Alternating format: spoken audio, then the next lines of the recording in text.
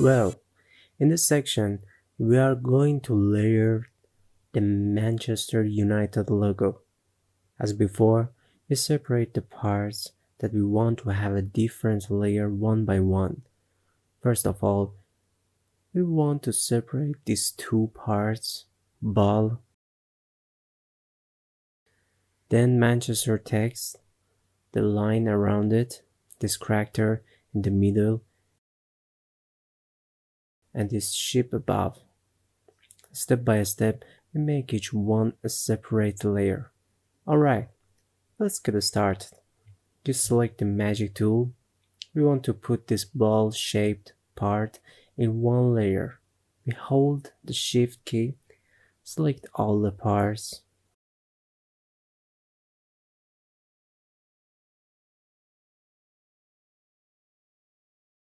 copy, open a new layer and paste in a new layer.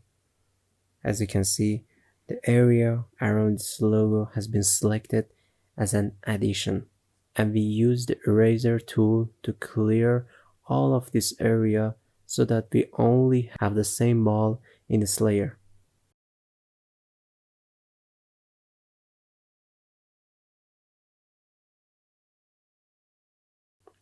Well, as you can see, we have deleted all the extra parts. We turn on the main layer and we go to select this ball that we have on the right. Hold down the shift in the same way again and select all the parts. Open a new layer, copy and paste the selected part into a new layer. Turn off the other two layers and remove the extra parts.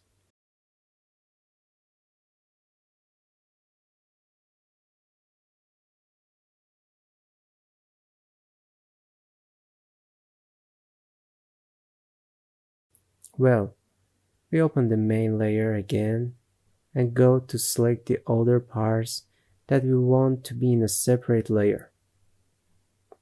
This time, we go to this part. We want this part to be completely yellow, which is actually the background of the character we have in the picture and this above ship. Open a new layer, then we paste, and we see how it is. We delete the parts again as before, and we make this yellow color that we have in the image uniform.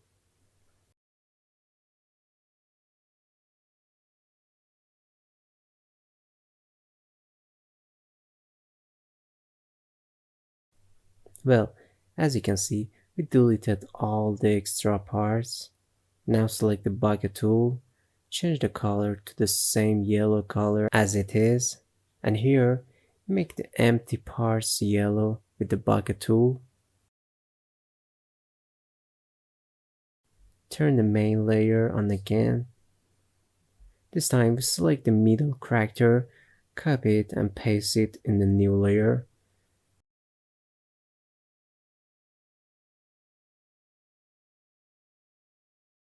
Then you copy the red part, that is it at the top of the ship, and select its bottom line and copy and paste it in a new layer.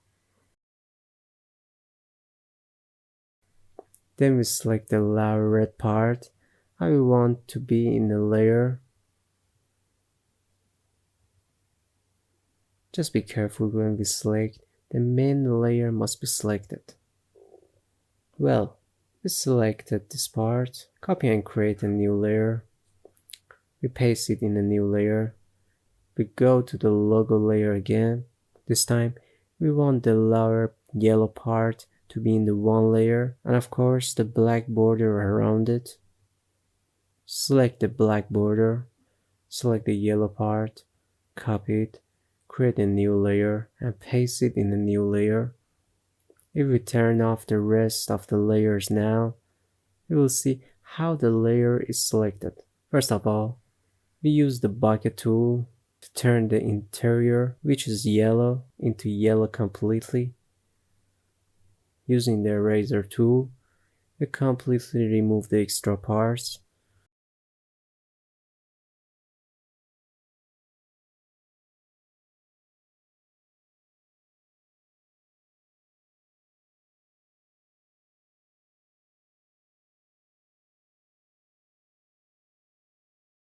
As you can see, we have a notch in this part.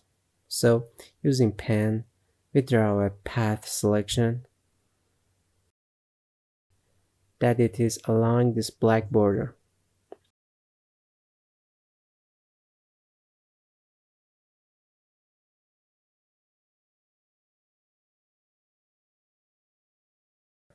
Click Make Selection, set it to 1 pixel and click OK. Using the bucket tool, blacken the selected part. Press Ctrl D or Command D to unselect this part. Using the brush and selecting the yellow color, we make the parts inside this part completely yellow.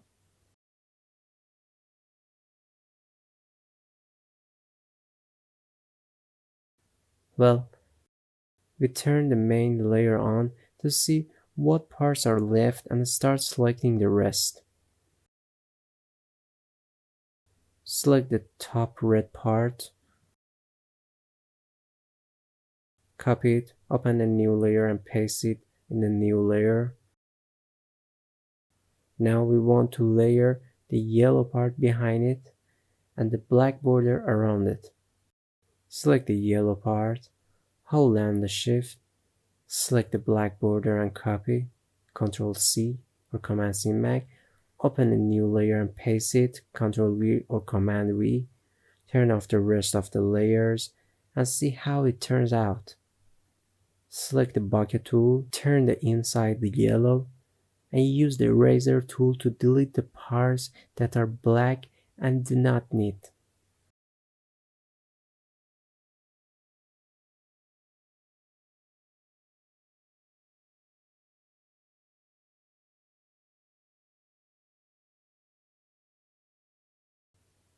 Open the main layer of the logo again. The remaining parts are the small parts above the logo and the bottom of the logo.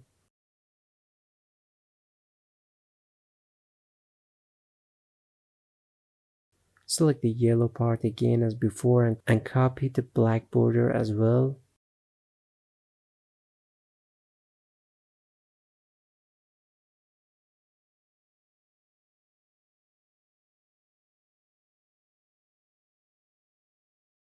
Ctrl C, open a new layer and paste it, Ctrl V, turn off the logo layer. We see that the selected part is in this state. Use the eraser tool to delete the extra parts.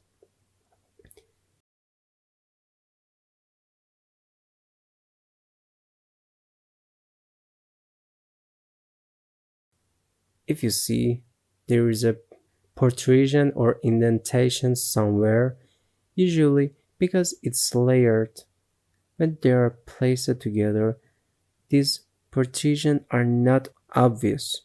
That's why we can refuse to want it to look exactly the same. Well, we turn on all the layers we created.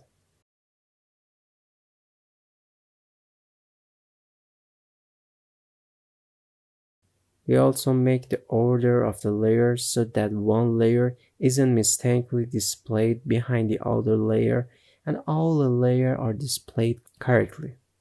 And this is the final image that is completely layered. We save its PSD file to improve it to After Effects.